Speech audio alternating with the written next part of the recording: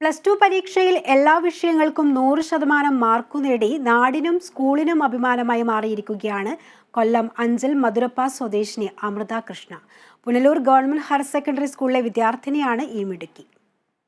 ഇക്കഴിഞ്ഞ +2 പരീക്ഷയിൽ 1200 മാർക്കും നേടിയാണ് അമൃത കൃഷ്ണ നാടിന്റെ അഭിമാനമായത്.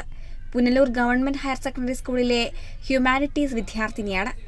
ഇതേ സ്കൂളിലെ അധ്യാപികയായ രശ്മിയുടെയും മൃഗസംരക്ഷണ വകുപ്പിലെ ഉദ്യോഗസ്ഥനായ സജികുമാറിന്റെയും മകളാണ് ഈ മിടുക്കി.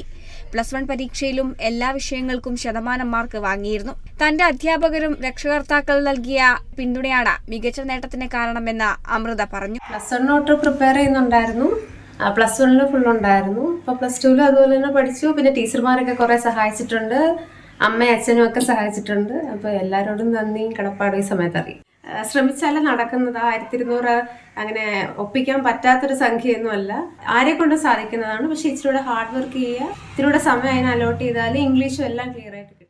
ഇക്കഴിഞ്ഞ സംസ്ഥാന ശാസ്ത്രമേളയിൽ പ്രാദേശിക ചരിത്ര രചനയിൽ 2ാം സ്ഥാനവും എ ഗ്രേഡും വാങ്ങി ശ്രദ്ധ നേടിയ അമൃത കലാരംഗത്തും മുന്നിലാണ്. അഞ്ചൽ സെന്റ് ജോൺ സ്കൂളിലെ 9ാം ക്ലാസ് വിദ്യാർത്ഥിയായ ഗൗതം കൃഷ്ണനാണ് സഹോദരൻ.